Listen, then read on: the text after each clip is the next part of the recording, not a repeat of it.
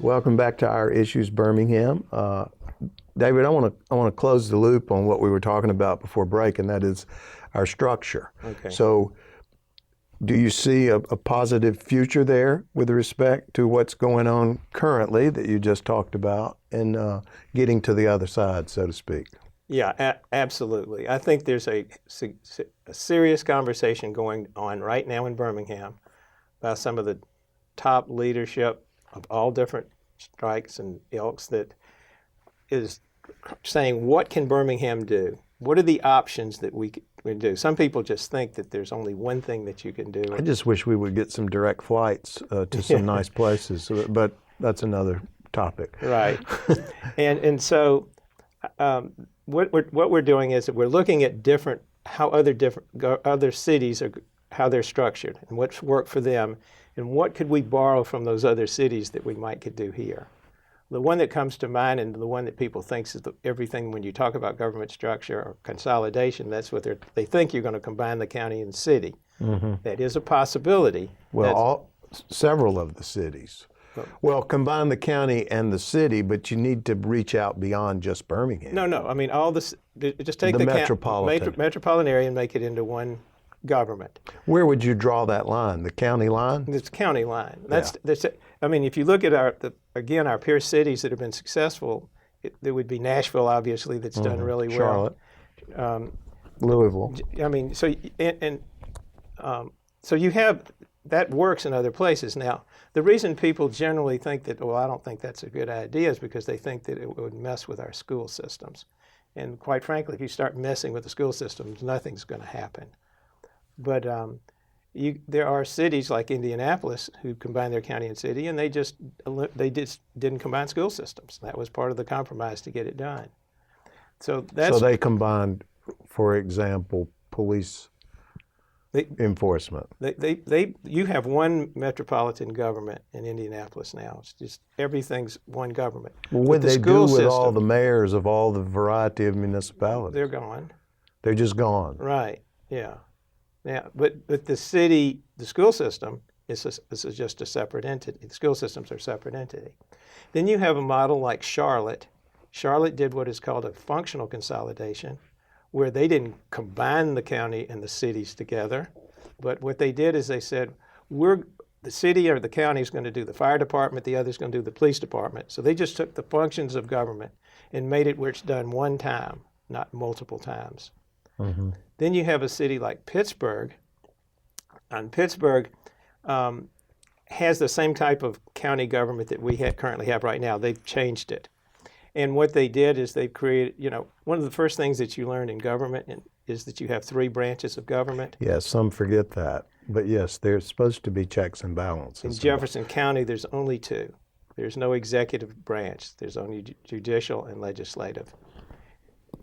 And so you don't count the president of the county commission. He's elected by his district. He's just a district person. Right. And so consequently, what they did in Pittsburgh is they created an executive branch, sort of like a county mayor is what it would be. Yeah. And so you actually have one person who gets up every morning and says, I'm going to try to do what's best for the county. Now, we made a big step forward in Jefferson County when we created Tony Patelis' position. Oh, the county manager. County manager. But he is appointed by and can be fired by the county commission. Back to the districts again. Right. And so consequently, that's what happened. Of course, my contention is if you look at all the county commissioners from Jefferson County that are in jail, there was no balance of power. There was no way they had oversight. They were the executive and legislative branch, and they could do anything they wanted to, and they did until they got caught. Mm-hmm.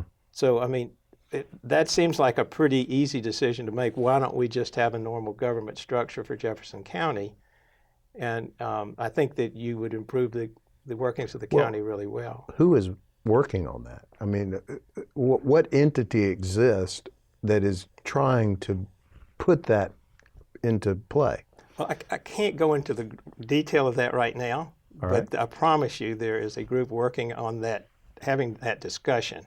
Well, just as long as they're talking about it, that's a positive thing. And then there's another model, too, which would be like Denver. Denver has a county city government, but they also have created these super regions. And what they do is they take this one item like transportation, and they have a super regional government that kind of looks out after that, and that's how they were able to get the airport in Denver. Or they have another one to do parks and greenery and so forth like that. So, and also the one thing that Denver does that is really smart, they have something called the Mile High Agreement. Mm-hmm. And what it is all the mayors in Denver signed a pledge that said they would not steal businesses from one part of the city for another. Which we've had happen here. Well, it happens almost every week. At best I can determine, we've spent about $150 million over the past 15 years getting one business to move from one side of town to the other, or paying them not to move from the other side of the town. We gave $55 million to Trinity so that they wouldn't move to Irondale. And then you have Irondale, who gave $13 million to Saban's Mercedes-Benz business to get them to move from Hoover.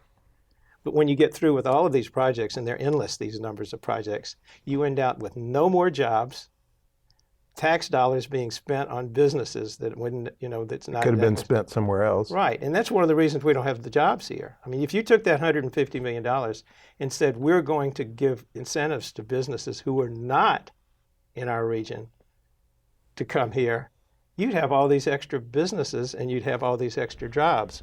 We just squander ours. Well, why don't you run for something?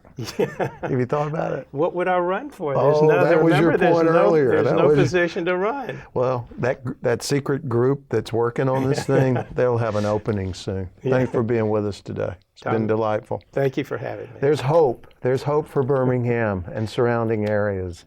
This is Our Issues Birmingham. I'm Tommy Spina. We'll see you next week.